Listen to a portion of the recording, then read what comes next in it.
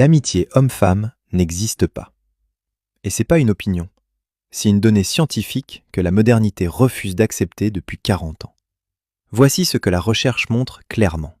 Une étude conduite par l'Université du Wisconsin sur près de 400 paires d'amis hommes-femmes a démontré que dans la quasi-totalité des cas, au moins l'un des deux ressent une attraction romantique ou sexuelle pour l'autre. Et dans la majorité des cas, c'est l'homme. Cette donnée est confirmée par des dizaines d'études similaires conduites dans différents pays. Le résultat est presque invariable. L'amitié pure entre un homme et une femme, sans aucune tension sous-jacente, est statistiquement marginale. Pourquoi cette réalité est si peu acceptée socialement ? Parce qu'elle dérange à la fois les hommes et les femmes pour des raisons différentes. Les femmes refusent de l'admettre parce que ça remettrait en question leur conviction d'avoir des amis masculins purement désintéressés. Les hommes refusent de l'admettre parce qu'avouer leur attraction réelle ferait disparaître la position d'amis qui leur permet de rester proches d'une femme qui les attire sans avoir à risquer un rejet ouvert. Donc les deux maintiennent la fiction. Voici les 3 configurations réelles de l'amitié homme-femme telles qu'observées par les chercheurs. Première configuration. L'homme est attiré, la femme ne l'est pas. C'est le scénario le plus fréquent, présent dans environ 60% des cas selon les données disponibles. L'homme reste ami en espérant inconsciemment que la dynamique change un jour. La femme apprécie sa compagnie sans réaliser, ou en faisant semblant de ne pas réaliser, le déséquilibre.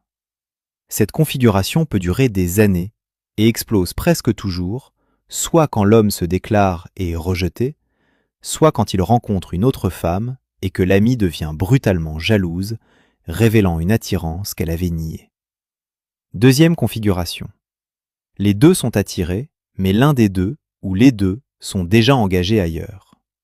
C'est la configuration la plus dangereuse, parce qu'elle ressemble à de l'amitié, mais elle est en réalité une infidélité émotionnelle en sommeil.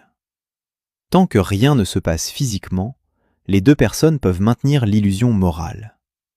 Mais sous la surface, le lien se construit.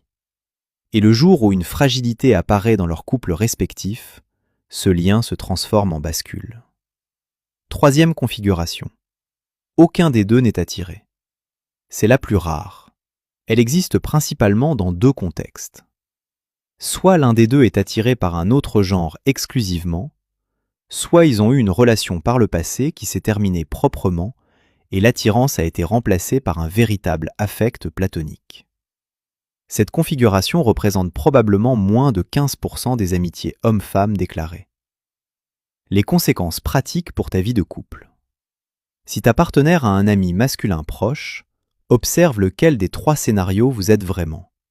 Si elle parle de lui régulièrement, si elle le voit en duo, si elle ne te le présente pas, vous êtes statistiquement dans le scénario 1 ou 2. Et dans les 2 cas, c'est un risque latent qui peut s'activer dès que votre couple traversera une difficulté. La règle d'or. Un homme et une femme peuvent être amis dans un groupe, dans un cadre professionnel, dans un contexte familial. Le duo isolé sur la durée, en revanche, est presque toujours une fiction qui cache autre chose.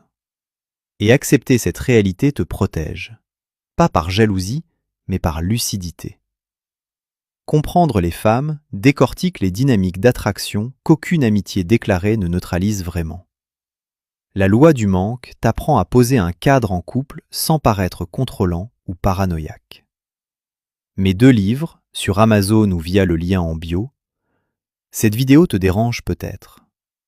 Ces livres t'arment pour ne plus être naïf.